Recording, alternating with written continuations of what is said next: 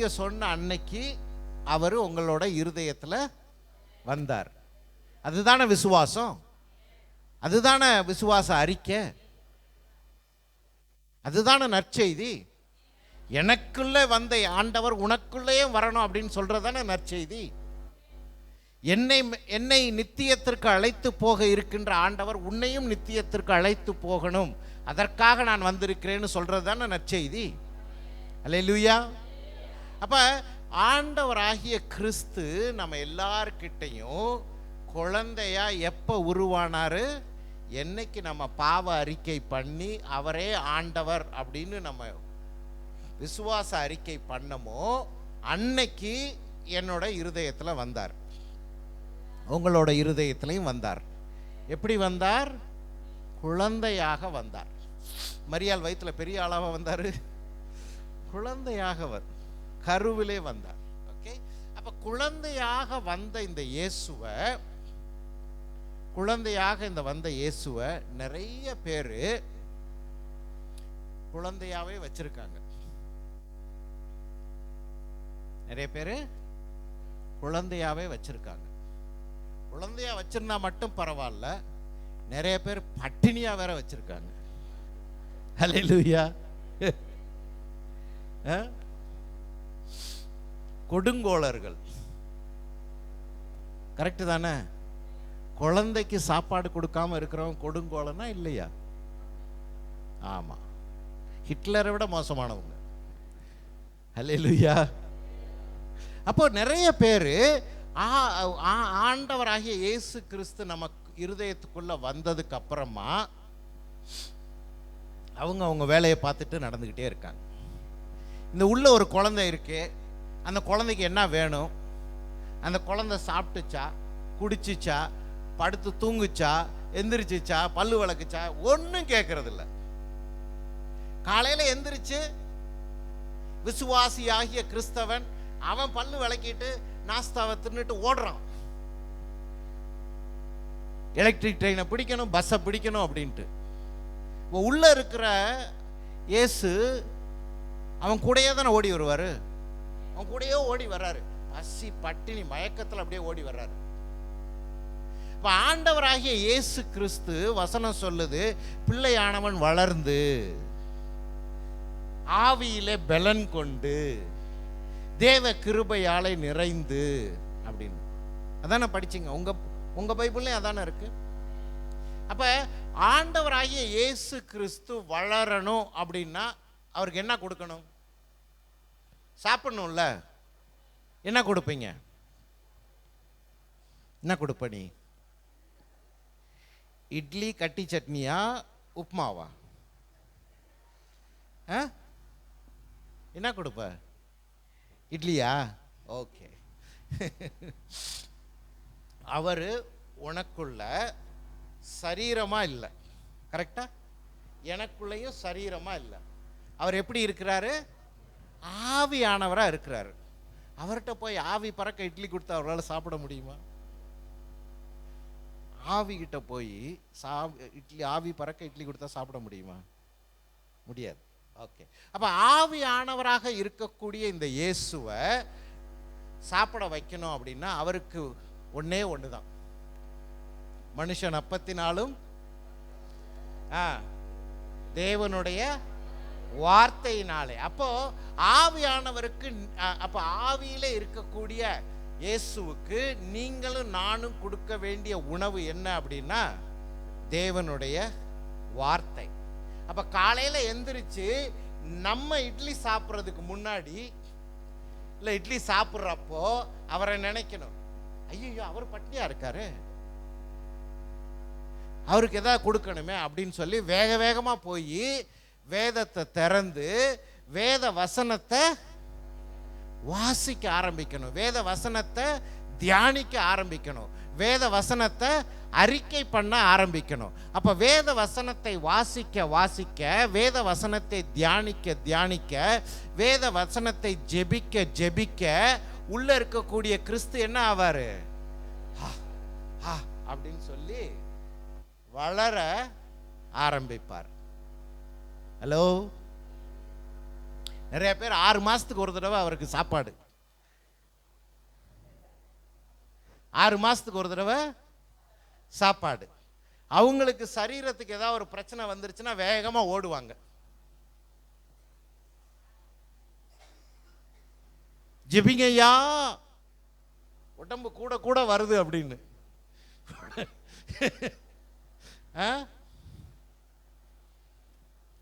கூட கூட தானே வரும். அப்போ உள்ளே இருக்கக்கூடிய பிள்ளையானவன் வளரணும் அப்படின்னா தேவ வார்த்தையை அண்ணு தினமும் நாம் புசிக்க வேண்டும். அல்லேலூயா.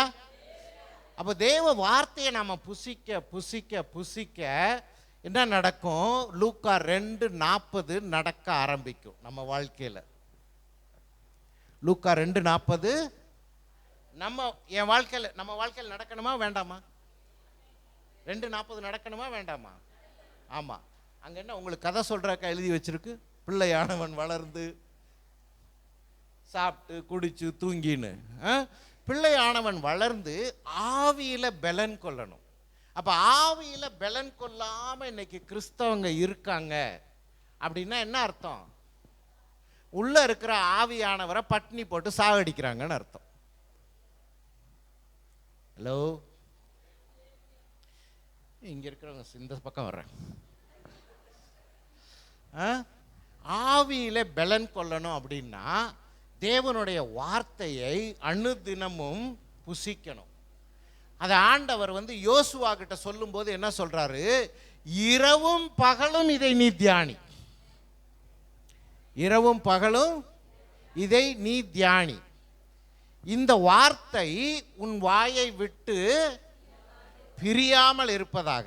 அப்பொழுது நீ செய்கின்ற காரியங்கள் வாய்ப்பது மாத்திரமல்ல, எல்லாமே ஜெயத்துல முடியும் அப்படின்ட்டு. இன்னைக்கு நிறைய பேர் வாழ்க்கையில பொருளாதாரத்துல கஷ்டப்பட்டுக்கிட்டு இருக்கிறாங்க. யாரு? ஆபிரகாமின் சந்ததி நாங்கள்னு சொல்றவங்க. ஆபிரகாமின் சந்ததி நாங்கன்னு சொல்றவங்க வாழ்க்கையில பொருளாதாரத்துல கஷ்டப்பட்டுக்கிட்டு இருக்காங்க. ஆபிரகாம் இருந்திருந்தா நல்லா செவிட்ல என் பேரை சொல்லாதடா, என் பேரை சொல்லாத. நான்லாம் செல்வ சீமானா வாழ்ந்துட்டு இருந்தேன். என் சந்ததி நீ சொல்லிக்கிட்டு நீ அடிமைப்பட்டு இருக்கிற. ஓகே, அடிமைப்பட்டு இருக்கிற. அப்போ நம்மளுடைய வாழ்க்கையில், நாம் செய்யும் காரியங்களில், நம்மளோட குடும்பத்தில், நம்மளோட உறவில் ஒரு ஜெயம் வேணும், ஒரு வெற்றி வேணும் அப்படின்னா என்ன வேணும்? தேவனோட வார்த்தை வேணும்.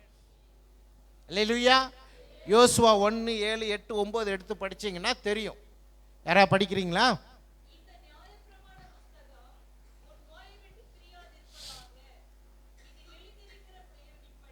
ம் ம் ம் ம் ம் ம் ம் போதும். அல்லேலூயா. அப்போ ஆண்டவராகிய இயேசு கிறிஸ்து நமக்குள்ள முதல்ல வளரணும். நாம மட்டும் வளர்ந்தா பத்தாது. இந்த உலகத்துல ஜெயம் அவர் சொன்னார், அவர் சொல்லிட்டு போனார், சோர்ந்து போகாத, பயப்படாத, திடன்கொள், இந்த உலகத்தை நான் ஜெயித்தேன் அப்படின்ட்டு. அப்ப இந்த உலகத்தை ஜெயித்தவரை நீங்க என்ன பண்ணிருக்கீங்க? உள்ள நல்லா பூட்டு போட்டு லாக்கருக்குள்ள வச்சு சாத்தின மாதிரி அவரை உள்ள வச்சு பூட்டிட்டு, உலகத்தை ஜெயிச்சதெல்லாம் போதும், நீர் அங்கே இரும், நான் போய் ஜெயிச்சுட்டு வர்றேன் அப்படின்ட்டு போய் அடி வாங்கிட்டே வர்றான். அல்லேலூயா. அவர் சொல்ற, நான் வர்றேன்யா, நான் உன் துணையாளர், நான் உன் துணையாளர். அப்படிதானே வந்தாரு. நான் உன் துணையாளர், நான் வர்றேன். இல்லை இல்லை, நீ உள்ள இரு, நான் போய் நான் அவனை பார்த்துக்கிறேன். உலகத்தை ஜெயித்தவனை, ஞானத்திலே நிறைந்தவரை உள்ள வச்சுட்டு நம்ம போயிட்டு ஐயா ஒன்றும் முடியல அப்படின்னு பாஸ்டர்கிட்ட தான் போய் அழுகிறது. பாஸ்டர்கிட்ட தான் போய் அழுகுது. வேலை போச்சு, நிம்மதி போச்சு, சமாதானம் போச்சு. ஆமாவா இல்லையா? எல்லாத்தையும் கொடுக்கிறவரை உள்ள வச்சிருக்கோம். ஆமென். அப்ப 40 பிள்ளை வளர்ந்து ஆவியிலே பலன் கொண்டு ஞானத்தினால் நிறைந்தது, தேவனுடைய கிருபையும் அவர் மேல் இருந்தது. என்னைக்கு இதை ஃபுல்லா நான் சொல்லி முடிக்கிறது? அப்ப ஞானத்தினாலே நிறைந்த ஒரு பிள்ளை எனக்குள்ள இருக்கு. தேவன் அதான் சொன்னாரு, எவன் ஒருவனுக்கு ஞான குறைவு இருக்கிறதோ என்னிடத்துல கேளு, உள்ள இருக்கு, உள்ள இருக்கு, அதை நான் ரிலீஸ் பண்ணுவேங்கிறார். அவன் பூரணமாய் பெறும்படி ஞானத்தினால அவனை நிரப்புவேன். இப்ப படிக்கிற குழந்தைங்க ஹலோ இருக்காங்களா? இருக்காங்க. ஓகே. அப்ப படிக்கிற குழந்தைங்க, எனக்கு மேக்ஸே வரமாட்டேங்குது, எனக்கு இங்கிலீஷ் கஷ்டமா இருக்கு அப்படின்னு இந்த ஆபிரகாம் ஜாதிக்கு வெளியில இருக்கிறவன் சொல்லலாம். ஆனா ஆபிரகாம் ஜாதிக்குள்ள இருக்கிற நாம சொல்லக்கூடாது. அல்லேலூயா. இப்போ உலகம் மாறி கிடக்கு. ஆபிரகாம் ஜாதிக்கு வெளியில இருக்கிறவன் நல்ல மார்க் எடுக்கிறான், நம்ம குழந்தை பிரியாணி சாப்பிட்டு நாசமா போகுது.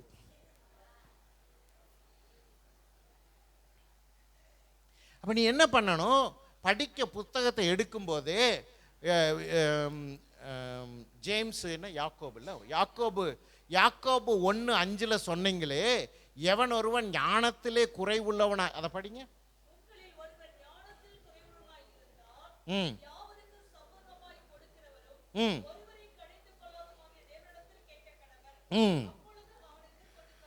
போதும்.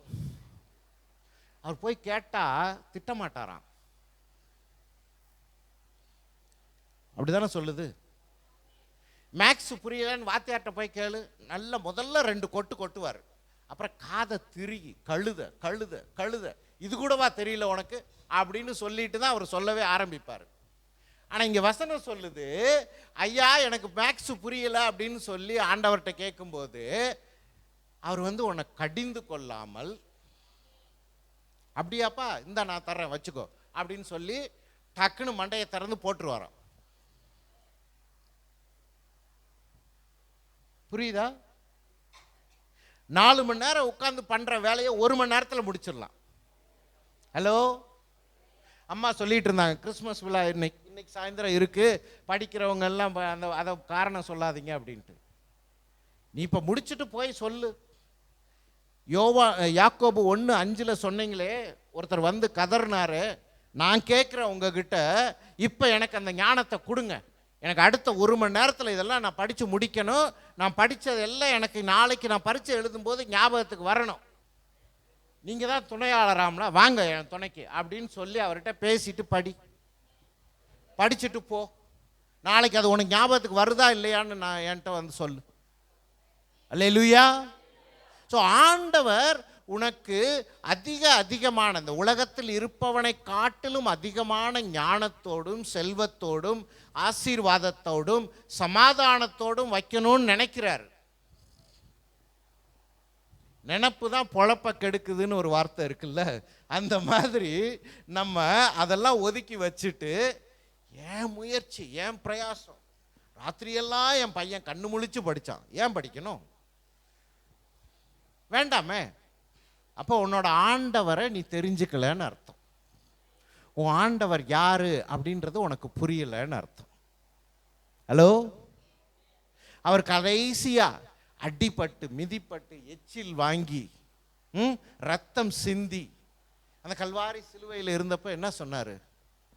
எல்லாம் முடிந்தது அப்படின்னு சொல்லி சொன்னாரு இல்லையா? It is finished. அப்ப என்ன ஃபினிஷ்டு? யார் யார் எப்படி எடுத்துக்கிறாங்களோ அதை பொறுத்து. ஒருத்தன் வாழ்க்கை ஃபுல்லாக ஓடி கஷ்டப்பட்டு 32 வயசில் 30 வேலை மாற்றி கடன் பட்டு துயரப்பட்டு எல்லாம் முடிஞ்சு அப்படின்னு சொல்கிறது வேற விஷயம். கரெக்ட்.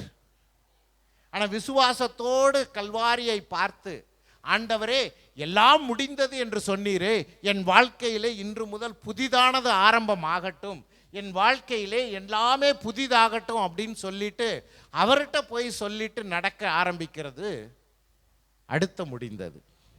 லெலியா, நீங்களும் நானும் இரண்டாவது முடிந்ததற்கென்று அழைக்கப்பட்டிருக்கிறோம். ஆண்டவர்கிட்ட போய் ஜெபிக்கும் போது எல்லாம் முடிஞ்சிச்சுன்னு சொன்னீங்களே, என்னோட வாழ்க்கையில் இந்த வறுமை இருக்கிறதே அது முடியட்டும். ஹலோ, இந்த கையை குடைச்சல் கொடுத்துக்கிட்டு இருக்குது, இந்த குடைச்சல் முடியட்டும். எப்ப பாரு எனக்கும் என் புருஷனுக்கும் இடையில சண்டையா இருக்குது, இந்த சண்டை முடியட்டும். மாமியார் எப்ப பார்த்தாலும் தொந்தரவு பண்ணிட்டு, மாமியார் முடியட்டும்னு ஜெபிக்காதீங்க, இந்த சண்டை முடியட்டும்னு ஜெபிக்கணும். ஹலோ, ஆமா, உங்களுடைய ஜெபம் சரியான ஜெபமா இருக்கணும். முடியட்டும். ஏன்னா நீங்க சொன்னீங்க, வேதம் சொல்லுது, பொய் சொல்ல தேவன் மனிதன் அல்ல, மனம் மாற அவர் மனுபுத்திரனும் அல்ல. அவர் மனசு வச்சுட்டாரு நீங்க ஆசீர்வாதமாக இருக்கணும் அப்படின்ட்டு. நீ ஆபிரகாமின் ஆசீர்வாதங்கள் எல்லாம் உனக்கும் எனக்கும் கடந்து வரத்தக்கதாக சிலுவையிலே அவர் ஆணி அடைத்து வெற்றி சிறந்தார் அப்படின்னு வேதம் சொல்லுது.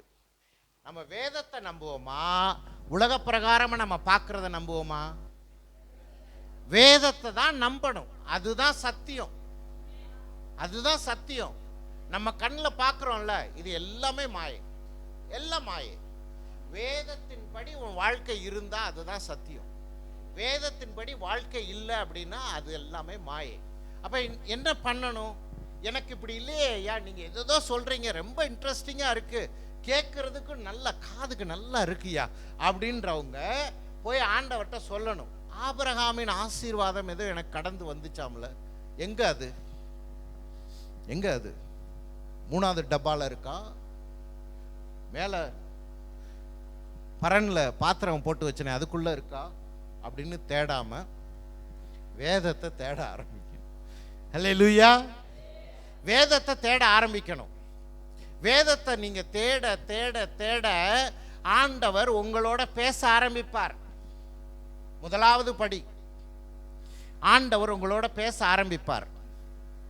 என்ன பேச ஆரம்பிப்பார்? அவங்கிட்ட 10,000 ரூபாய் இருக்கு, போய் வாங்கிக்கோ அப்படின்னு பேச ஆரம்பிக்க மாட்டார். ஹலோ, ஆண்டவர் அவரோட அன்பை பேச ஆரம்பிப்பார். நான் உன்னை எவ்வளவா நேசிக்கிறேன், உனக்காக எவ்வளவா அன்பு செய்கிறேன், உன்னை எப்படியெல்லாம் நான் சீராட்டுகிறேன், பாராட்டுகிறேன், தாளாட்டுகிறேன் அப்படின்றத பற்றி பேச ஆரம்பிப்பார். அவர் பேச பேச பேச உன்னோட இருதயத்தில் முதலாவது ஒரு சமாதானம் நிரம்ப ஆரம்பிக்கும். அப்படியா, நானா? என்ன வீட்டில் இருக்கிறவங்கெல்லாம் வெறுக்கிறாங்க, நீங்கள் நேசிக்கிறீங்களா? என் ஆஃபீஸில் ஒரு பையன் கூட என்னை கண்டுக்க மாட்டேங்கிறான், நீங்கள் நேசிக்கிறீங்களா? அதான் ஆண்டவர் பேச ஆரம்பிக்கிறதோட முதல் படி. அல்லேலூயா. அப்போ அவரோட நேசத்தை பகிர்ந்து கொள்வதற்காக வேணும் அப்படின்னா நீங்கள் எங்கே போகணும்? உள்ள அறைக்கு போகணும். அல்லேலூயா. ஆமா தானே? கல்யாணம் ஆகுது, மாப்பிள்ளையும் பொண்ணும் இருக்கிறாங்க.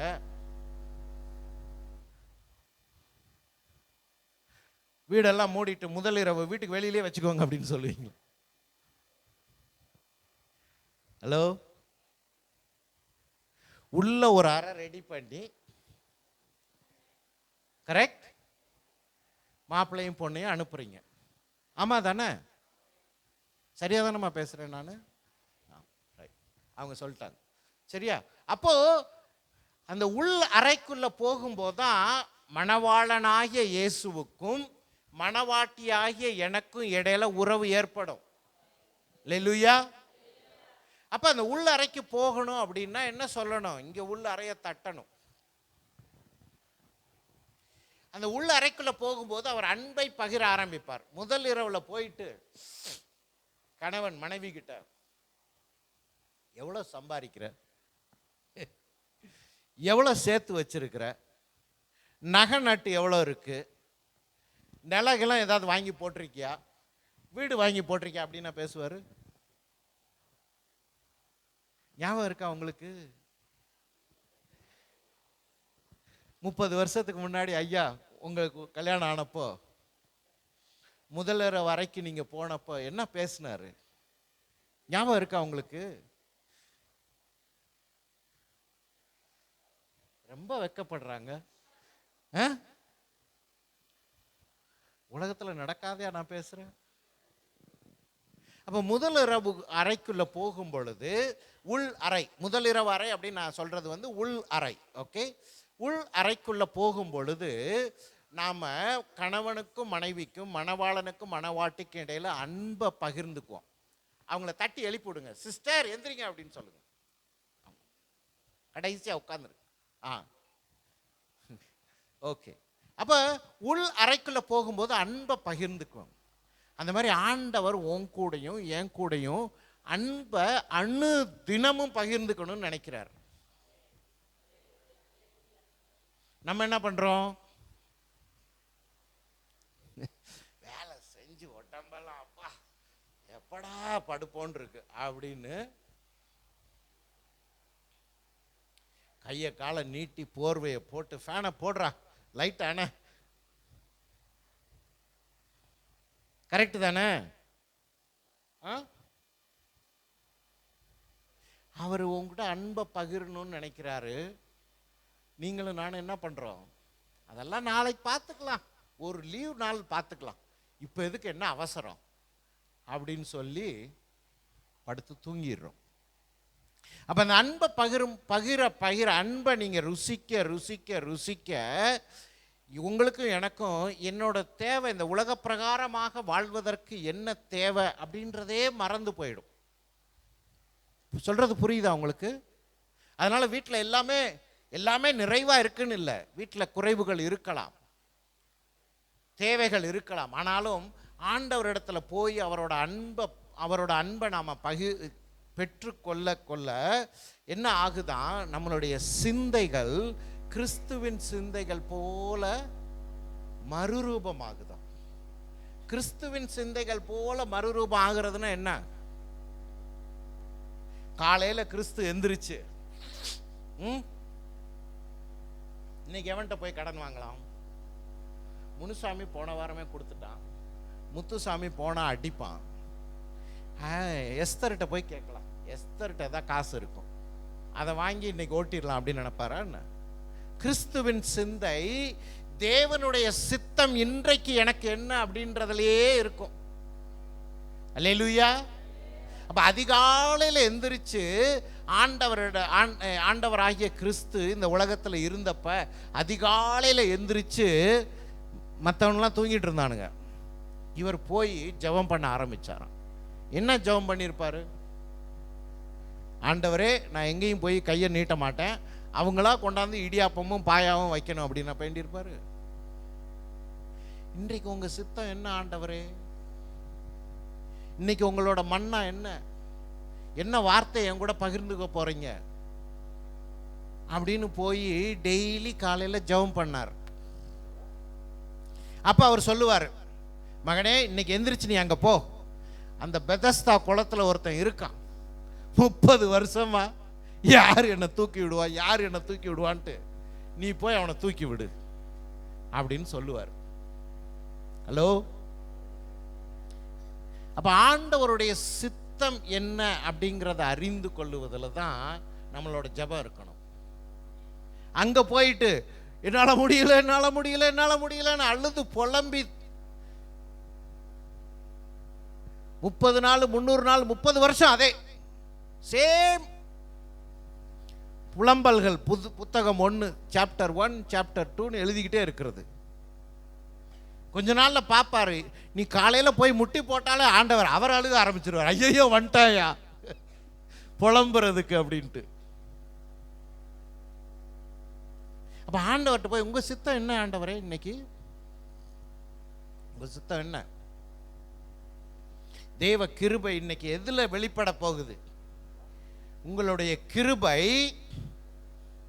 நாள்தோறும் புதிதான கிருபையினாலே உன்னை நிரப்புவேன்னு சொன்ன அந்த கிருபை எனக்கு என் வீட்டுக்கு மட்டும் இல்லை, போப்பா என் மகளுக்கே இல்லை உனக்கு என்ன அப்படின்னு கிடையாது. அந்த புதிதான கிருபை எதுக்குன்னா, அந்த கிருபை மூலமா, உங்க மூலமா, என் மூலமா அவரோட கிருபை இந்த வீழ்ந்து போன உலகத்தில் வெளிப்படணும்னு நினைக்கிறார். அல்லேலூயா. அப்ப புதிதான கிருபையினால உங்களையும் என்னையும் நிரப்புறது எதுக்கு? நீ சாப்பிட்டு திருப்தி அடைஞ்சிட்ட, ஓகே. ஆனா உன் பக்கத்துல இருக்கான் பாருங்க, வத்தலும் தொத்தலுமா கதறிக்கிட்டு இருக்கான், ஐயோ என் வாழ்க்கை இப்படி இருக்கே அப்படின்னு சொல்லி, நான் என்ன பண்ணுவேன் அப்படின்னு சொல்லி அவனுக்கு போய் சேரணும். அல்லேலூயா. அப்ப அணு தினமும் தேவ கிருபையினாலே ஆண்டவர் உங்களையும் என்னையும் நிரப்பி நடத்துவதற்கு வல்லவராக இருக்கிறார். அல்லேலூயா. ரைட், நம்ம இதுக்கு வரலாம். அப்ப தேவனுடைய கிருபை அவர் மேலே இருந்தது அப்படின்னு வசனம் சொல்லுது. 41 அவருடைய தாய் தகப்பன்மார் வருஷந்தோறும் பஸ்கா பண்டிகையில் எருசலேமுக்கு போவார்கள். கரெக்டா? Hello, okay. பஸ்கா பண்டிகையில் எருசலேமுக்கு போவார்கள் வருஷந்தோறும். இப்ப நமக்கெல்லாம் இருக்கா பஸ்கா பண்டிகை? சிஸ்டர், நமக்கு இருக்கா? நாளைக்கு இன்னைக்கு கிறிஸ்மஸ்க்கு இன்னைக்கு அனௌன்ஸ் பண்ணாங்கல்ல, ஃபர்ஸ்ட் அனௌன்ஸ் பண்ணாங்கல்ல, அந்த மாதிரி நாளைக்கு பஸ்கா பண்டிகைமா, எல்லாம் பஸ்கா பண்டிகைக்கு வந்துருங்க அப்படின்னு சொல்லி சொன்னாங்களா? இன்னைக்கு அது சொன்னாங்களா? சொல்லவே இல்லைல்ல, ஏமாத்திட்டாங்க. ஓகே. அப்ப யூதர்களுக்கு பாருங்க, யூதர்களுக்கு 7 வகையான பண்டிகையை ஆண்டவர் வச்சிருந்தார். யூதர்களுக்கு 7 வகையான பண்டிகை. யாருக்கு தெரியும் அந்த 7 பண்டிகை? தெரிஞ்சா 500 ரூபா.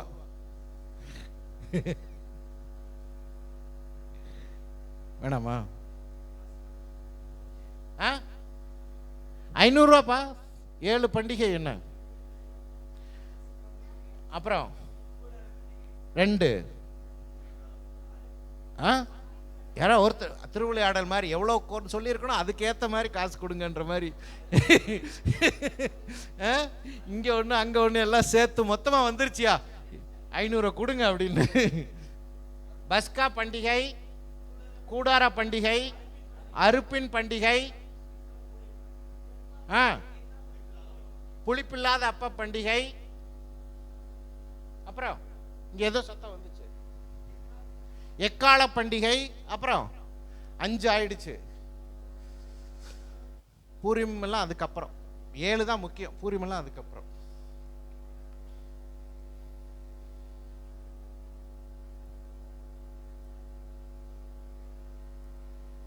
ஒண்ணு நல்லா தெரியுது பாஸ்டர், பண்டிகை அவங்களுக்கு ஞாபகம் இல்லை, அதனால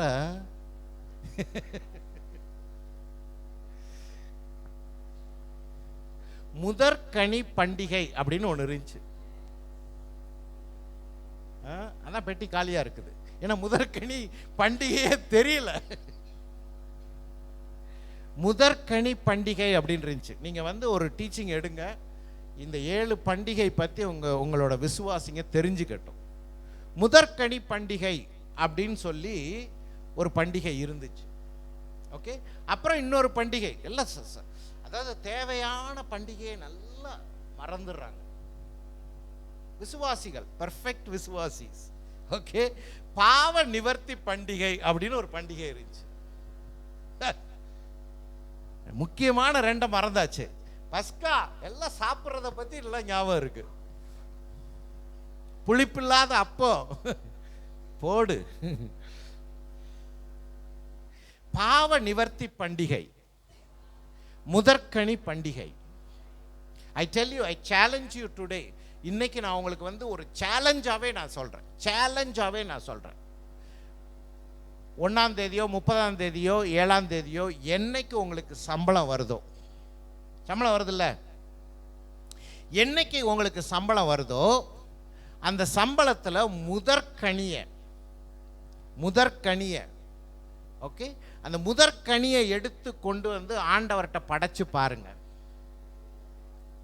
அந்த நீங்கள் உங்களுக்கு கையில் கிடைக்கக்கூடிய அந்த 1ஆம் தேதி கிடைக்கக்கூடிய அந்த கனி பழுகி பெருகுதா குறையுதான்னு மட்டும் சொல்லுங்க. நான் வர்றேன், 1 வருஷம் கழித்து நான் திருப்பி வர்றேன். என்கிட்ட அன்னைக்கு யார் வேணால் கம்ப்ளைண்ட் பண்ணலாம். ஐயா, நீங்கள் சொல்லிட்டு போன அன்னைக்கு இருந்து எனக்கு சம்பளம் 1ஆம் தேதி டொங்குன்னு வந்து விழுந்த உடனே முதல் கனியை எடுத்து ஆண்டவருக்கு நான் படைச்சேன்.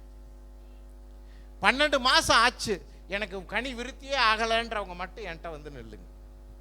ஆனால் 12 மாதமா ஒழுக்கமாக உண்மையாக பண்ணுற எல்லாருக்கும் அந்த கனி விருத்தி ஆகியே தீரும். அல்லேலூயா. ஏன்னா அது ஆண்டவனோட வார்த்தை, அது பொய்க்காது. நான் வேணா பொய்யனா இருக்கலாம், ஆனால் ஆண்டவரோட வார்த்தை பொய்க்காது. அப்போ இந்த முதற்கனியை பழைய ஏற்பாட்டில் என்ன சொன்னாங்க? 10ல் 1 பங்கை முதற்கனியாக செலுத்து அப்படின்ட்டு. அல்லேலூயா. 10ல் 1 பங்கை முதற்கனியாக செலுத்து. ஆனால் புதிய ஏற்பாட்டில் கிருபையின் காலத்தில் இந்த முதற்கனி 10ல் 1 பங்குன்னு கிடையாது.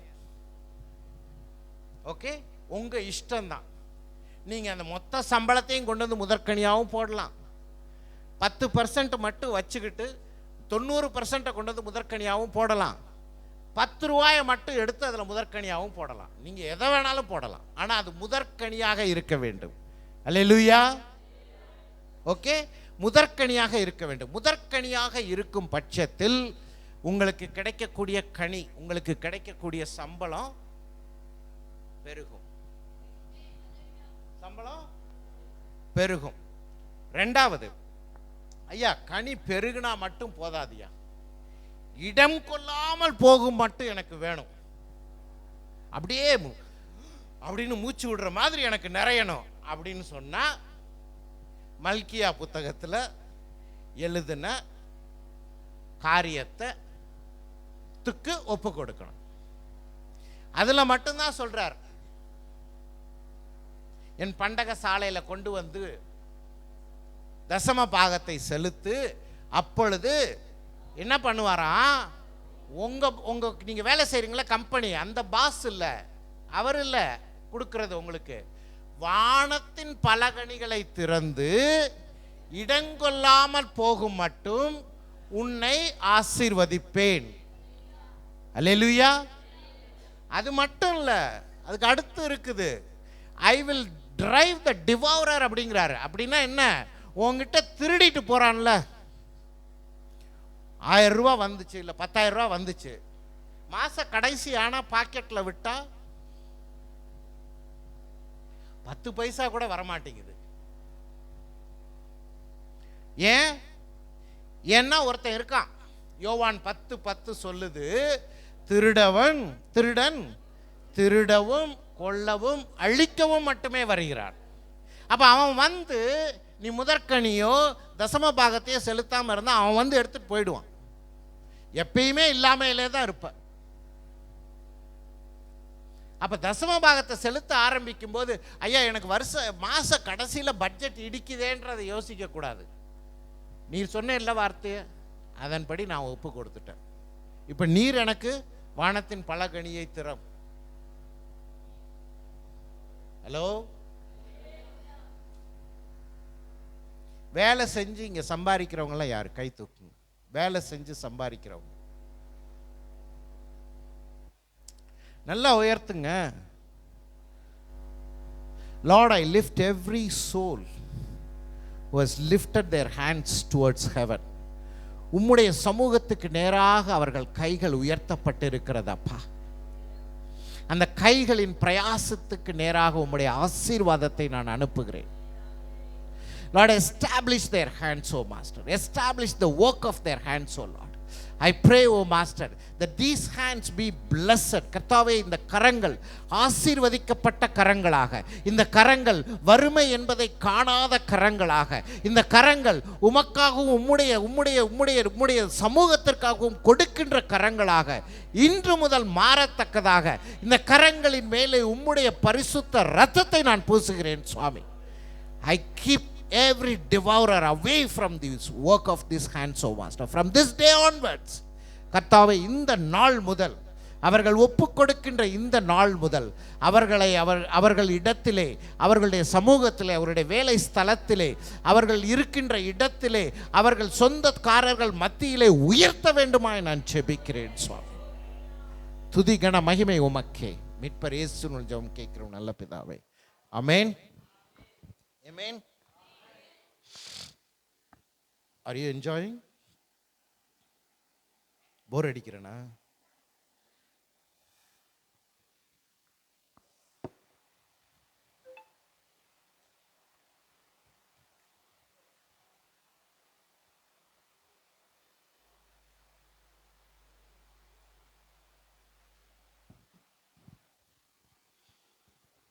இந்த இஸ்ரவேல் தேசத்தாருக்கு 7 வகையான பண்டிகை கொடுத்திருந்தாராம். ஆனா நமக்கு எத்தனை பண்டிகை இருக்கு? 2 தானே? 2 தானே நமக்கு கொடுத்திருக்கிறாரு. ஒன்னு கிறிஸ்மஸ், இன்னொன்னு ஈஸ்டர், ரெசரக்ஷன். ஈஸ்டர் 2 பண்டிகை தான் நமக்கு இருக்கு. கிறிஸ்தவர்களாய நமக்கு 2 பண்டிகை. ஓகே, ஒன்னு கிறிஸ்மஸ், இன்னொன்னு ஈஸ்டர். ஆனால் இஸ்ரவேல் தேசத்துக்கு 7 பண்டிகை கொடுத்துருந்தாராம். ஏன் 7 பண்டிகை அப்படின்னு கேட்க மாட்டீங்களா?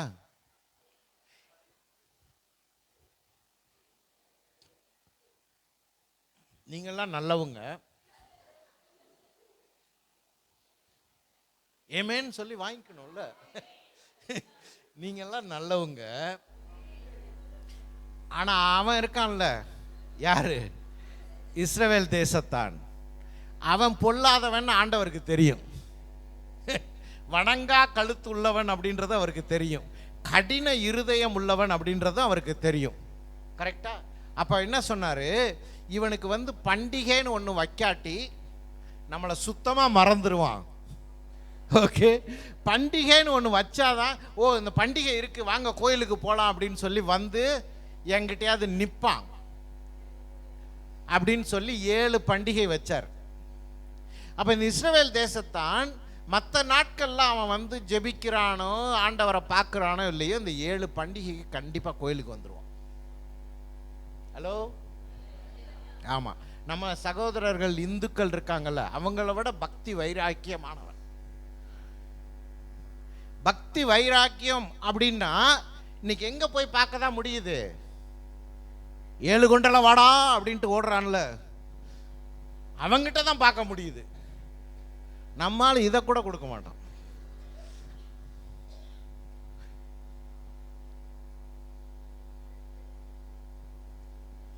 பாட்டிமா கேக்குதா?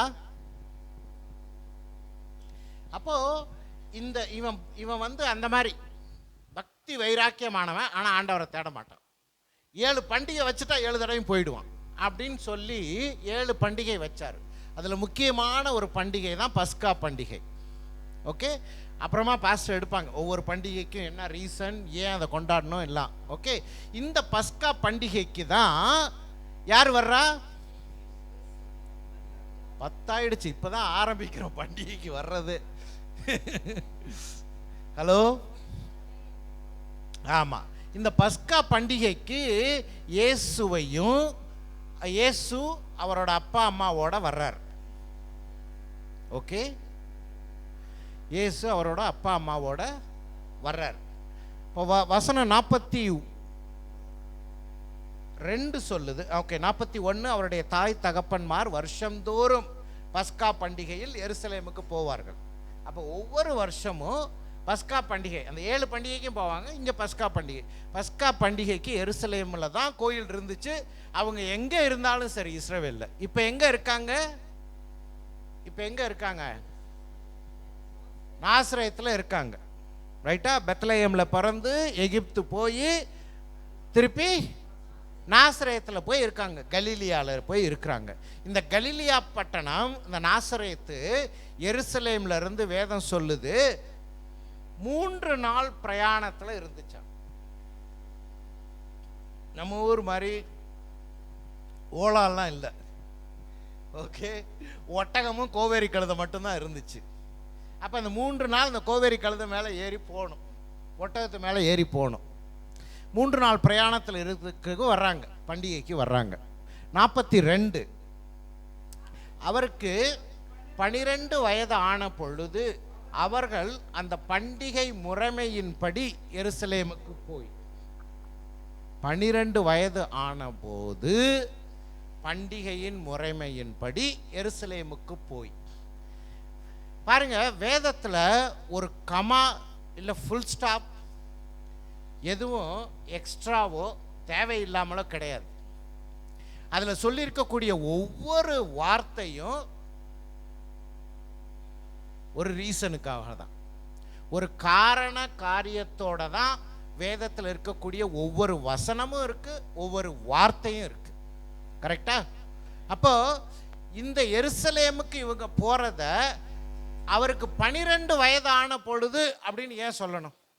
11 வயசுல அவங்க போயிருப்பாங்கல்ல, வருஷந்தோறும் போறாங்கன்னு சொல்லுது. அப்ப 11 வயசுல அவங்க போனதை எழுதியிருக்கலாம்ல, இல்ல 13 வயசுல அடுத்த வருஷம் போக போறதை எழுதியிருக்கலாம்ல. ஏன் 12 வயது ஆன பொழுது அப்படின்னு சொல்லுது? அப்படின்னா இஸ்ரவேல் வம்சத்தாரிடத்துல ஒரு குழந்தை, ஓகே, 12 வயது ஆகும் பொழுது அவனை மனிதனாக கன்சிடர் பண்ணிடுறாங்க. அதை ஒரு விழாவாகவே, பர்த்டே செலிப்ரேஷன் மாதிரி, மிஸ்வா அப்படின்னு பேர் அதுக்கு, அதை ஒரு விழாவாகவே அவங்க செலிப்ரேட் பண்ணுவாங்க. இப்போ 12 வயதில் ஒரு குழந்தை மனிதனாக மாறி விடுகிறான். ஓகே, 12 வயசுக்கு மேலே இங்கெல்லாம் யார் 12 வயசுக்கு மேலே கை தூக்கு? இல்லை, குழந்தைங்க இல்லை, 12 வயசுக்கு மேலே.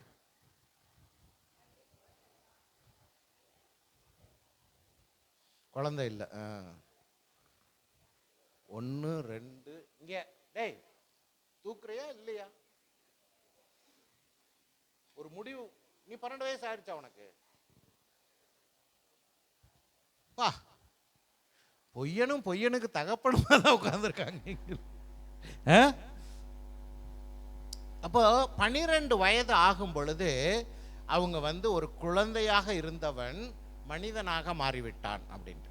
என்ன காரணம் அப்படின்னா, இந்த 12 வயது ஆன பிறகு அந்த குழந்தை மனிதன் ஆயிட்டான்னு ஏன் நினைக்கிறாங்க அப்படின்னா, அதுக்கப்புறம் அந்த குழந்தை மோசேயினுடைய நியாயப்பிரமாணங்களை எல்லாம் கடைபிடிக்க ஆரம்பிக்கணும்.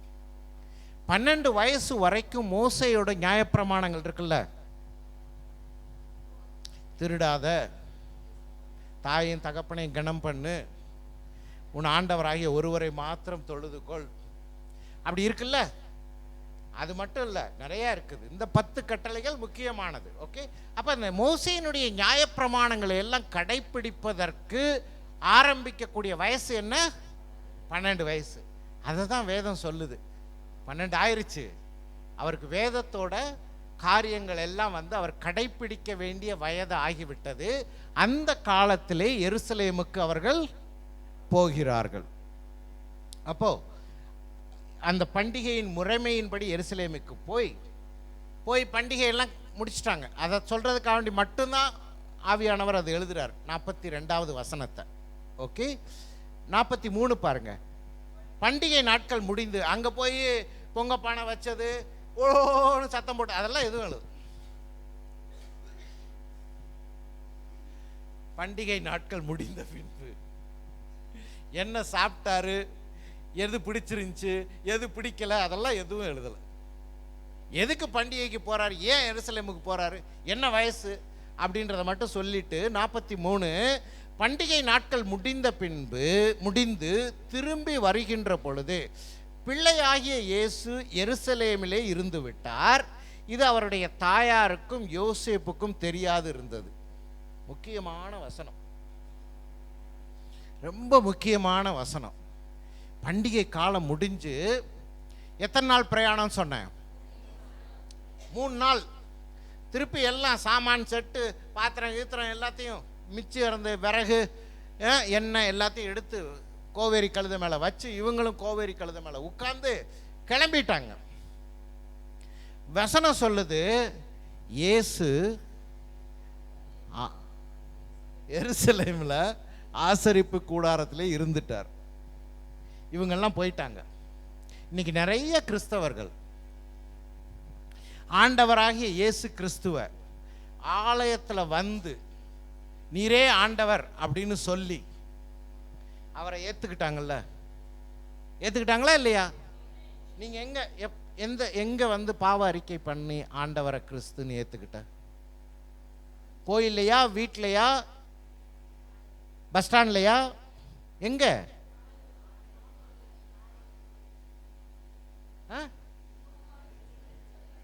கோயிலில் தானே? வீட்லையா? எங்க? இன்னும் ஏற்றுக்கலையா? எடுக்கலை. இல்லை ஆண்டவரை இயேசுவே ஆண்டவர்னு ஏற்றுக்கிட்டியா? எங்கே ஏற்றுக்கிட்ட? சர்ச்சில். ஓகே. நான் இவ்வளோ மெனக்கட வேண்டியிருக்கு ஒரு வார்த்தையை வெளியே கொண்டு வர்றதுக்கு. ஊரப்பாக்கம் இன்னும் இவ்வளோ கஷ்டமா இருக்கு. மரணமும் ஜீவனும் உன் நாவின் அதிகாரத்தில் இருக்குதுன்னு சொல்லியிருக்காரு. இப்படி பேசினா எப்படி? ஆமா தானே? அப்போ சரி, விஷயத்துக்கு வருவோம், லேட் ஆகுது. நிறைய பேர் சர்ச்சில் வந்து பாவ அறிக்கை சொல்லி ஆல்டர் கால் கொடுக்கும்போது இயேசுவே ஆண்டவர்னு சொல்லி ஏற்றுக்கிட்டு இயேசுவை அங்கேயே விட்டுட்டான்.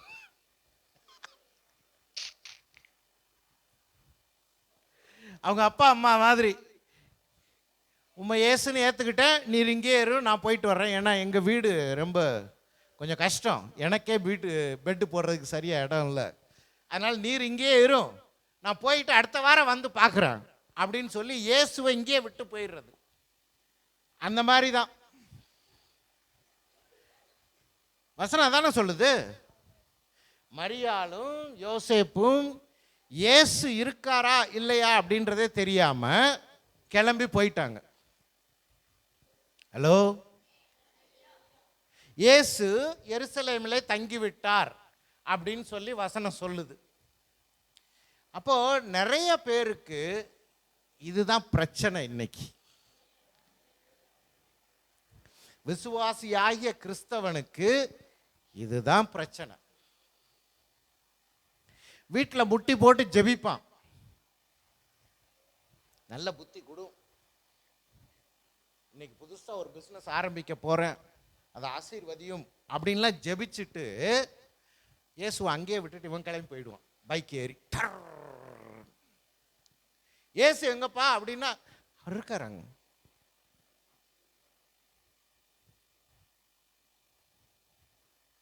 ஹலோ, இருக்கீங்களா? யாராவது இருக்காங்களா இங்க? கேட்குறீங்களா? ஆவியானவர் பேசுறத கேட்குறீங்களா? உங்களோட இயேசு எங்க இருக்காரு? உண்மையே சொல்லுங்க, எனக்காண்டி சொல்ல வேண்டாம், உங்களை நீங்களே கேட்டுக்கோங்க. என் இயேசு என் கூட தான் இருக்காரா? எல்லாருக்கும் இங்க இப்ப இங்க சொல்லுவாங்க இங்க தான் இருப்பார், ஏன்னா இங்க சர்ச் இல்ல. சர்ச்சை விட்டு வெளியே போய் டீ சாப்பிடும் போது கேட்கணும் இயேசு எங்க இருக்காரு அப்படின்னு. அப்பயே 10:30 சர்வீஸ் முடிஞ்சிருச்சியா? அங்கே விட்டு வந்துட்டோம்யா. அதெல்லாம் நாங்கள் சபைக்கு உரிய ஒரு காரியத்தையும் நாங்கள் வெளியே எடுத்துட்டு வர மாட்டோம் யா, அங்கே சபையிலே வச்சுட்டு வந்துருவோம் அப்படின்னு சொல்லி. கேளுங்க, என் இயேசு என் கூடயே வர்றாரா? உண்மைதானா? இல்லை எருசலேமில் விட்டு வந்துட்டனா?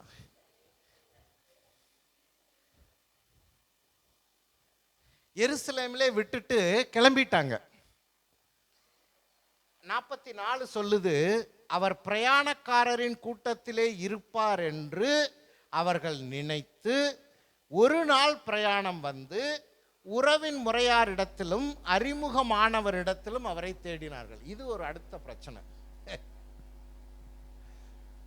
சரி, இயேசுவை கூட்டிட்டு போல விட்டுட்டாங்க. விட்டுட்டு ஏன் ஒரு அம்மா அப்பா ஒரு அரை மணி நேரத்தில் தேட மாட்டாங்க என் பிள்ளை எங்க அப்படின்ட்டு? வசனம் சொல்லுது ஒரு நாள் பிரயாணம் பண்ணாங்களாம். ஒரு நாள் பிரயாணம் முடிச்சுட்டு அடுத்த நாள் அந்த அம்மா ட்ரெஸ் மாத்தணுமேன்னு தேடி இருக்குன்னு நினைக்கிறேன். அழுக்கு சட்டையோட இருப்பானே, குளிச்சு கிழிச்சு வேற ட்ரெஸ் மாத்தலாம் அப்படின்னு ஏசு ஏசு அப்படின்னு சத்தம் இல்லை. பாருங்க, அந்த காலத்தில் இஸ்ரவேல் தேசத்தில் ஆண்களும் பெண்களும் ஒன்னா இருக்க மாட்டாங்க. Separation, gap. அப்ப இந்த ஆண்கள் கூட்டமெல்லாம் வேட்டி கட்டின மீசை வச்ச ஆண் மக்கள் எல்லாம் என்ன பண்ணுவாங்க, கோவேரி மேலே ஏறி முன்னாடி போயிடுவாங்க. பாவப்பட்ட நலிந்த பெண் மக்கள் எல்லாம் என்னது, கோவேரி கழுது. அவங்கள மாதிரியே அந்த கோவேரி கழுதையும் இருக்குன்னு நினைக்கிறேன், நலிந்து போய் மெதுவாக நடந்து வருமா. அப்போ இந்த கேப் இருக்குல்ல, இந்த கேப் எவ்வளோ தூரம்னா இங்கேருந்து சுரேஷ் அப்படின்னு கூப்பிட்டா கேட்குற கேப் இல்லை, நல்ல கேப். அப்போ மரியா என்ன நினச்சா, அவங்க அப்பா கூட இருப்பான் அப்படின்னு சொல்லி மரியா நினச்சா. யோசேப்பு என்ன நினச்சாரு, இவன் எங்கே என் கூட இருந்திருக்கிறான், எப்பவும் அவங்க அம்மா முந்தானியே பிடிச்சிக்கிட்டு இருப்பான், அவங்க அம்மா கூட தான் வருவான் அப்படின்னு சொல்லி அவர் நினச்சிட்டாரு. ஒரு நாள் பிரயாணம் இப்படியே போகுது. புரியுதா? ஒரு நாள் பிரயாணம் இல்லை, பண்டிகையெல்லாம் முடிஞ்சு பிரயாணம் நல்லா திருப்தியாக சாப்பிட்டு பிரயாணம் போகிறாங்க. என்ன சும்மா போயிருப்பாங்க, அல்லேலுயா சொல்லிகிட்டே போயிருப்பாங்க. ஆமாம் தானே? ஹலோ, அல்லேலுயா சொல்கிறதெல்லாம் நாங்கள் நிப்பாட்ட மாட்டோம். இயேசுவை விட்டாலும் விட்டுருவோமே ஒழிய அல்லேலுயா சொல்கிறத நிப்பாட்ட மாட்டோம். கரெக்டா? ஆமாம். அப்போ ஒரு நாள் பிரயாணத்துக்கு அப்புறம் தேடுறாங்க. பார்த்தா ஆளு காணோம், அப்ஸ்காண்டிங். பக்கத்தில் எந்த போலீஸ் ஸ்டேஷன் இருக்கு அப்படின்னு நான் பார்க்க முடியும்? ஐயா, என் பிள்ளைய காணோம், ஒரு கேஸ் எழுதணும் அப்படின்னு தேடுறாங்க. அந்த இது பூரா அந்த கும்பல் வந்த கும்பல், பெரிய கும்பல் வந்திருக்குல்ல, டூரிசம், அது எல்லாம் வந்து தேடுறாங்க. இயேசுவை காணோம். வசனம் சொல்லுது, அவர் பிரயாண கூட்டத்தாரின் நடுவில் இருப்பார் என்று அவர்கள் நினைத்து ஒரு நாள் பிரயாணம் வந்து உறவினரிடத்திலும் அறிமுகமான போய் எங்க கேட்குறாங்க பாருங்க. அத்தை நீங்க பார்த்தீங்க, மாமு உங்க கூட வந்தானா அவன். பூரா இயேசுவை தேடுறதே தவறான இடத்துல தான் தேடுறது. விசுவாசிக்கு அது பழக்கமா போச்சு. ஹலோ, இயேசுவை தேடுறது தவறான இடத்துல தேடுறதாவே. அற்புத சுகமளிக்கும் கூட்டம் இயேசுவை தேட போறான். விசேஷித்த தேவ ஊழியர் மீட்டிங் 3 நாள் அப்படின்னா ஓடுறான். மெட்ராஸ்ல கன்வென்ஷன் ஓடுறான். ஏன் ஓடுறான்? யார் ஓடுறது? முதலாவது ஓடுவது யாரு? விசுவாசின்னு சொல்லிக்கிற அவிசுவாசி. விசுவாசியா அவன்? விசுவாசின்னு சொல்லிக்கிற அவிசுவாசி. ரெண்டாவது தேடுறது தவறான இடத்துல தேடுறது. ஏன்? ஏன்னா அந்த தேடுறான்ல இயேசு, அந்த இயேசு எங்க இருக்காருன்னு அவனுக்கு தெரியறதே இல்லை. அவர் உள்ள இருந்து கதறாரு, டேய் டேய் நான் இங்க தான்டா இருக்கேன், இங்க திரும்பி பாருடா அப்படின்ட்டு. யார் பேசுறா அப்படின்னு இங்கிட்ட அங்கிட்டு பார்த்துட்டு ஓடுறான் கன்வென்ஷன் கூட்டத்துக்கு. முதலாவது இயேசுவை உன்னிடத்தில் தேடு. இயேசு உன்னிடத்தில் இருப்பதை நீ முதலாவது கண்டுகொள். அந்த கன்வென்ஷன் கூட்டத்துக்கு போறதுக்கு முன்னாடி வல்லமையில ஆவியில நிறைஞ்சு அப்புறம் கன்வென்ஷன் கூட்டத்துக்கு போ. ஏன் அப்படின்னா அந்த கன்வென்ஷன் கூட்டம் எதுக்காண்டி கூடுறாங்க அப்படின்னா அங்க ஊர் உலகத்துல டங்கு டங்குன்னு ஆடிக்கிட்டு இருக்குல்ல. சாத்தானும் அவனுடைய சகோதரர்களும் அவனுடைய வேலைக்காரர்களும் அவர்களாலே நிரப்பப்பட்ட, அசுத்த ஆவியிலாலே நிரப்பப்பட்ட பாவப்பட்ட ஜனங்கள் எப்படி யார் என்னை எனக்கு விடுவிப்பார்கள், யார் எனக்கு விடுதலை தருவார்கள், எனக்கு ஒரு விடிவு காலம் பிறக்காதா அப்படின்னு இருக்கிறவனுக்காண்டி கூட்டப்பட்ட கூட்டம். அற்புத சுகமளிக்கும் கூட்டத்துக்கு நீ எதுக்கு ஓடுற? நீ போற அப்படின்னா ஆவியில் நிறைஞ்ச அங்கே போய் 4 பேர் மேலே நீ அங்கே கூட்டம் நெருக்குது. கரெக்டா? அற்புத சுகமளிக்கும் கூட்டத்துக்கு போனால் அங்கே கூட்டம் நெருக்குது. அப்போ இந்த பக்கம் 2 பேர் தட்டுறான், இந்த பக்கம் 2 பேர் தட்டுறான், முன்னாடி தள்ளுறான், பின்னாடி தள்ளுறான். நிற்கிறவன் உங்ககிட்ட அப்படி உரசின உடனே அவனுக்கு சுகம் ஆயிடணும். அல்லேலூயா. அப்படி இருந்தால் தான் நீ போகணும் அற்புத சுகமளிக்கும் கூட்டத்துக்கு. உனக்கு சுகம் வேணும்னு நீ போக வேண்டியதில்லை. உனக்கு சுகம் அளிப்பவர், குணமாக்கும் தேவன் எனக்குள்ள இருக்கிறார். என் தழும்புகளாலே நீ குணமானாய் அப்படின்னு சொல்றார்.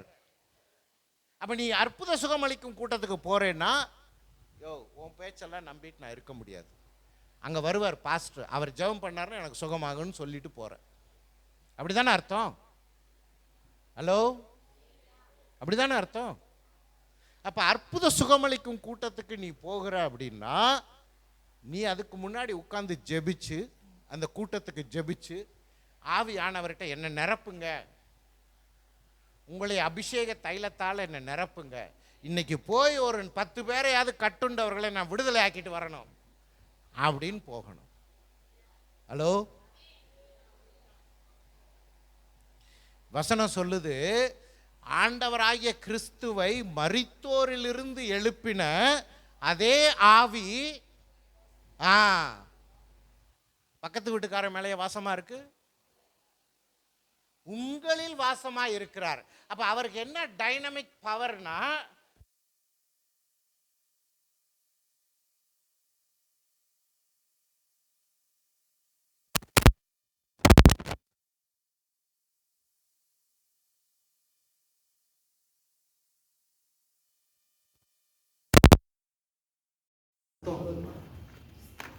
நீ பத்தாது, எனக்கு வேற வேணும் அப்படின்னு தானே தேடி ஓடுற. அதுதானே சத்தியம். அல்லேலூயா. அப்ப இவங்க போய் தவறான இடத்துல தேடுறாங்க. யாரு? யோசேப்பும் மரியாளும் தவறான இடத்துல போய் தேடுறாங்க. தவறான இடத்துல ஆண்டவரை தேடினா கிடைப்பாரா? கிடைக்க மாட்டார். அப்ப என்ன ஆகுது? வசனம் சொல்லுது, இன்னொரு 10 நிமிஷம் போலாமா? ஓகே. காணாதினாலே அவரை தேடிக்கொண்டு எருசலேமுக்கு திரும்பினார். தேடி கிடைக்கல. விசுவாசி போய் தேடுறான்.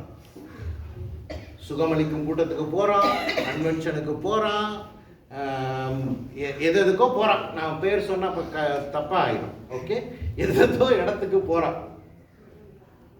ஓகே, வேளாங்கண்ணி போறான், அங்க போறான், இங்க போறான். அங்க ஒரு வல்லமையான ஒரு ஒரு ஊழியக்காரர் இருக்காராம். அவர்கிட்ட போனா சரியாயிடுச்சான். போன வாரம் எங்க அக்கா பையன் போயிட்டு வந்தான். போறேன் நான் இப்போ அப்படின்னு. இவங்க எல்லா இடத்துலையும் தேடிட்டு எங்கே இல்லைன்னா கடைசியில் அவங்களுக்கு என்ன தெரிஞ்சிருச்சு? ஓ, இயேசுவை சர்ச்சுக்கு போலாம் அப்படி எல்லாம் முடிச்சுட்டு பாஸ்டர் சர்ச்சுக்கு வர்றது கடைசியில்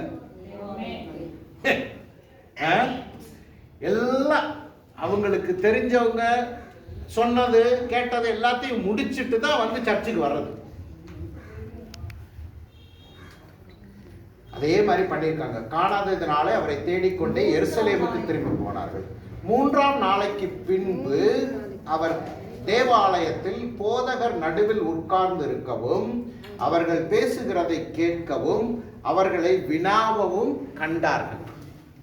3 நாள் ஆச்சு. போனது எவ்வளவு நாள்? 1 நாள் பிரயாணத்துல போனாங்க. கரெக்டா?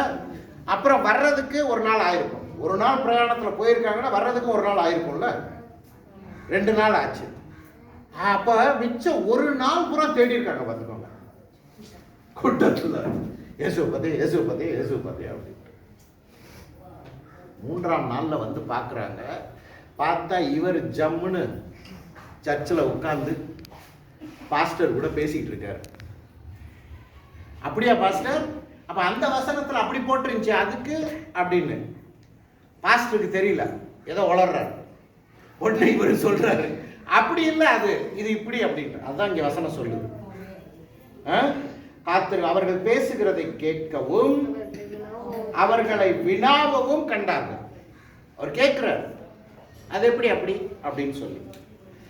அவர் பேச கேட்க, வசனம் 47 சொல்லுது, அவர் பேச கேட்க யாவரும் அவருடைய புத்தியையும் அவர் சொன்ன மாறுதரங்களையும் குறித்து பிரமித்து போனார். அப்படின்னா என்ன அர்த்தம்? மாறுதரங்களை குறித்து அப்படின்னா அவர்கிட்ட இவர் வினாவுறார். ஓகே, கேள்வி கேட்கிறார், அது எப்படி பாஸ்டர் அப்படின்னு சொல்லி. பாஸ்டர் ஒன்று அடிச்சு விடுறாரு. அடிச்சு விட்ட உடனே அவர் இயேசு சொல்றாரு, அது அப்படி இல்லை, இது இப்படி அப்படின்னு. அதுதான் மாறுதரம். மாறுதரங்களையும் குறித்து அவர் பேசின உடனே அவன் பாஸ்டர் வாய் அடிச்சு போயிரு, அப்படியா அப்படின்னு சொல்லி பிரமித்து போனார்களாம். தாய் தகப்பன்மாரும் அவரை கண்டு ஆச்சரியப்பட்டார்கள். முக்கியமான வசனம் அது. ஹலோ, கிறிஸ்தவ குடும்பத்துல இன்னைக்கு முக்கியமான வசனம். தாய் தகப்பன்மாரும் அதை கண்டு ஆச்சரியப்பட்டார்களாம். ஏன்னு சொல்லுங்க.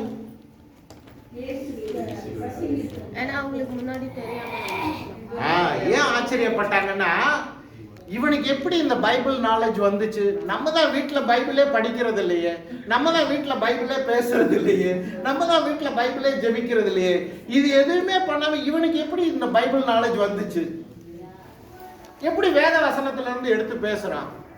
நம்ம ஊர்ல கோயிலும் இல்லை, பாஸ்டரும் இல்லை, அப்ப இவனுக்கு யாரும் சொல்லி கொடுத்தாங்க அப்படின்னு அவங்களுக்கு தெரியல. அதனாலதான் தாய் தகப்பன்மார் அவரை கண்டு ஆச்சரியப்பட்டார்களாம்.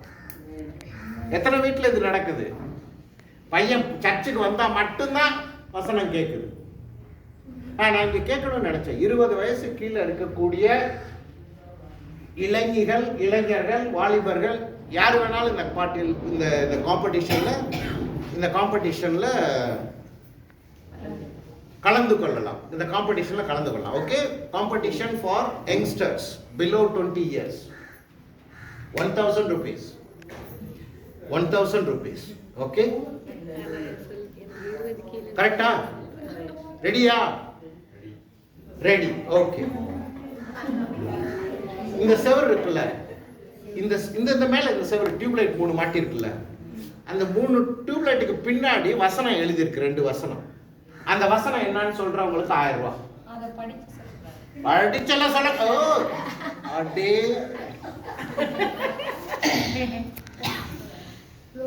அதெல்லாம் வந்து கண்ணு அங்க போறது இங்க இருந்து தெரியுது.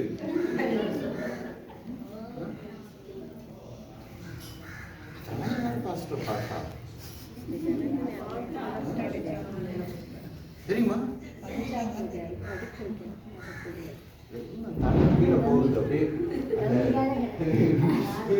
இவர்களில் பாவம் செய்யாதவர் யாரோ அவர்கள் முதலில் கல்லெறியவர்கள் அப்படின்னு சொன்ன உடனே அங்க இருக்கிறவங்க அப்படியே தலையை கீழே போடுறாங்க.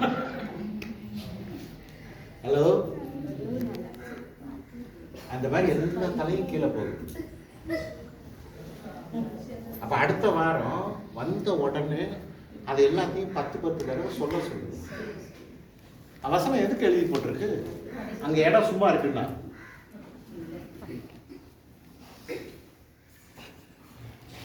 ஆண்டவர் அது மூலமா அவங்க கூட பேசணும்னு தானே எழுதி போட்டிருக்கு. அப்புறம் இதைத்தான் நான் சொல்றேன், ஆண்டவரை எங்க தேடணுமோ அங்க தேடுறது இல்லை, தேவையில்லாத இடத்துல. இந்த ஒரு படத்துல சொன்ன மாதிரி நீங்க கொடுக்குற ஆணி எல்லாமே வந்து தேவையில்லாத ஆணி தான். ஆமா. அப்போ ஆச்சரியப்பட்டார்கள். அப்பொழுது அவருடைய தாயார் அவரை நோக்கி, மகனே, ஏன் எங்களுக்கு இப்படி செய்தாய்? இதோ நான் உன் தகப்பனும் நானும் விசாரத்தோட உன்னை தேடினோமே. தப்பு பண்ணது யாரு? இங்க குழந்தைய விட்டுட்டு இவங்க தப்பு பண்ணது அம்மா அப்பா. ஆனா எங்க அம்மா அப்பா வந்து எப்படி திருப்புறாங்க பாருங்க. மகனே, எங்களுக்கே இப்படி பண்ண, நாங்க என்ன பாவம் பண்ணோம்? எங்களை விட்டு நீ வாடிக்கு இங்க உட்காந்துட்டு. புரியுதா? அம்மா அப்பா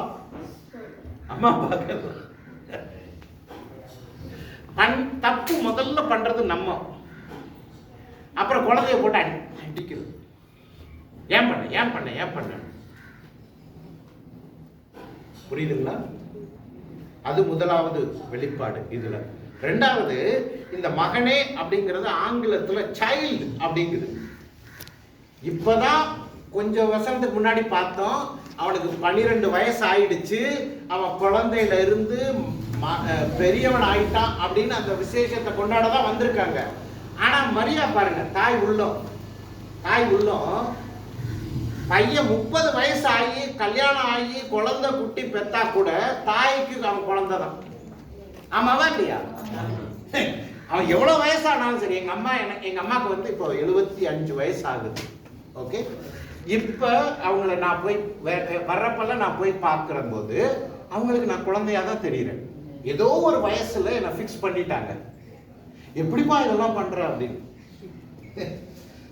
ஓகே, எனக்கு வயசாகி 60 வயசு ஆக போகுது, எனக்கு ஒரு வளர்ந்த குழந்தை, கல்யாண வயசுல குழந்தை இருக்குன்றதெல்லாம் மறந்து நான் அவங்களுக்கு குழந்தையா தான் தெரியுறேன். அந்த மாதிரிதான் இங்கே மரியாள் ஆங்கிலத்துல சொல்லுது, my child why did you leave us அப்படின்னு சொல்லி கேட்குது. ஏன் எங்களை விட்டுட்ட? குழந்தையா?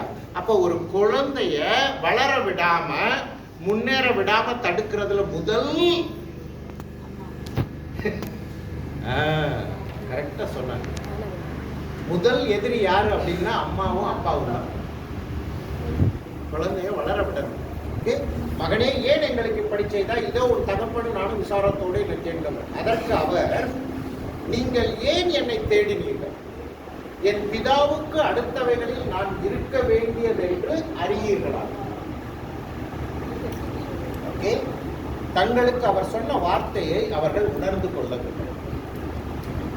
நிறைய நேரத்துல இந்த வேதம் மூலமா ஆண்டவர் பேசுறது நமக்கு புரியுது. ஆமாவா இல்லையா? அன்னைக்கு முகமுகமா அவங்க கிட்ட பேசுறாரு, அவங்க புரிஞ்சுக்கல. அதே மாதிரிதான் நமக்கும் வேதம் மூலமா ஆண்டவர் பேசுறத நம்ம புரிஞ்சுக்கிறதே இல்லை.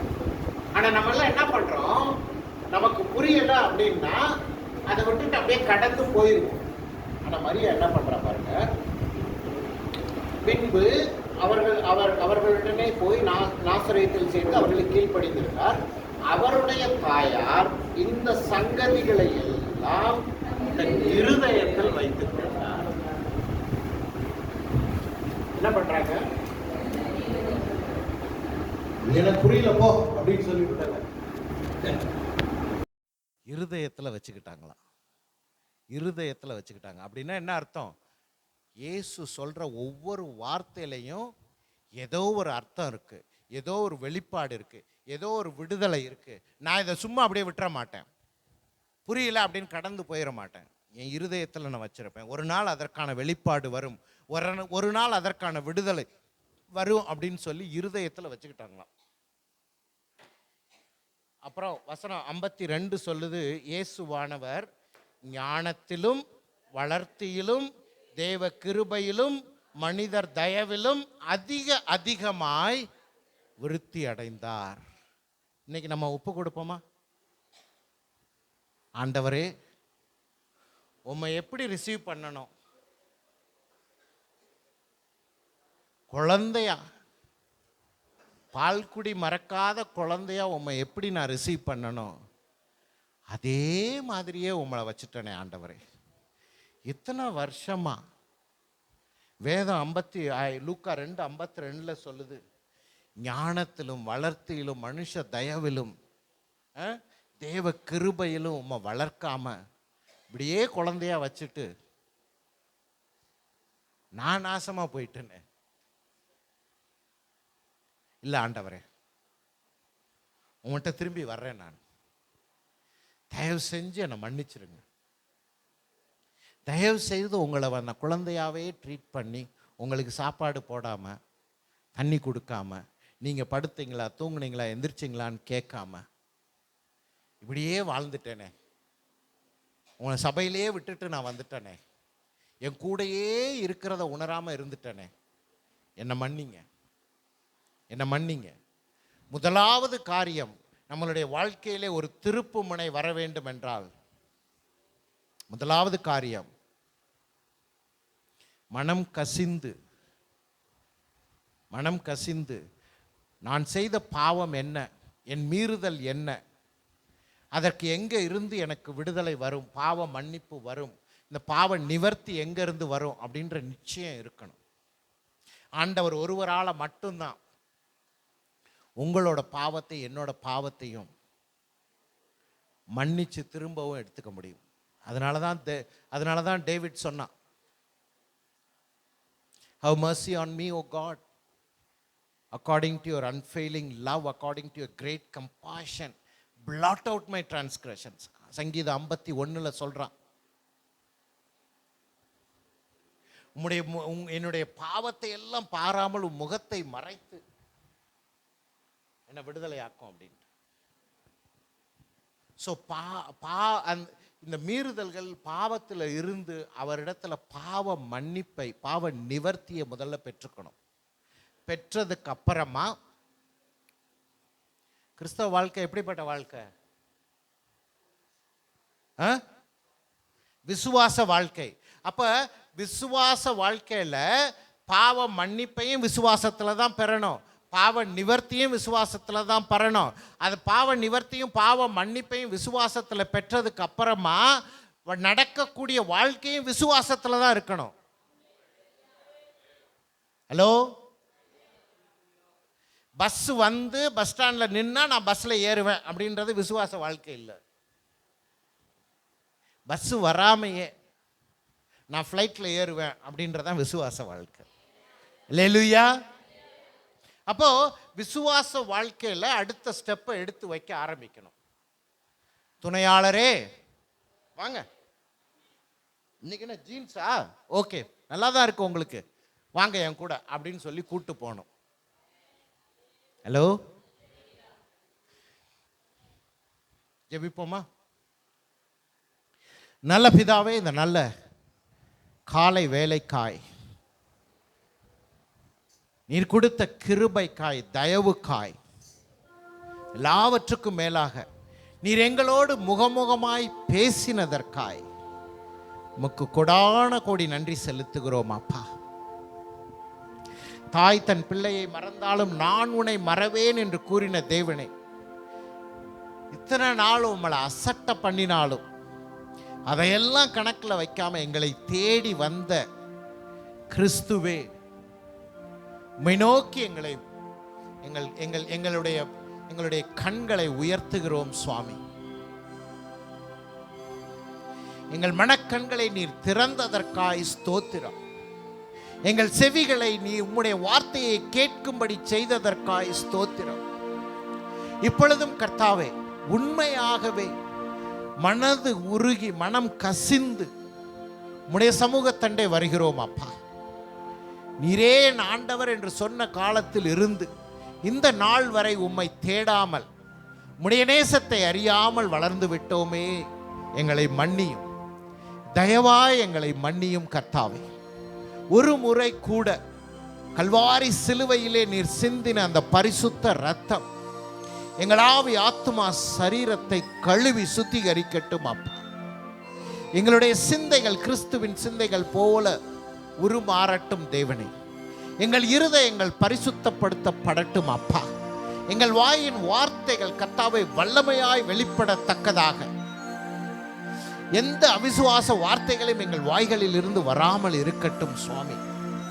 ஆவியானவரே, துணையாளரே, பரிசுத்தவரே, உம்மை நாங்கள் வரவேற்கிறோம், உம்மை நாங்கள் வரவேற்கிறோம் அப்பா. You are my comfort, you are my council. நீர் எங்களுடைய ஞானமாகவும் கர்த்தாவே தேற்றளவாளவனாக இருப்பதற்காக ஸ்தோத்திரம்.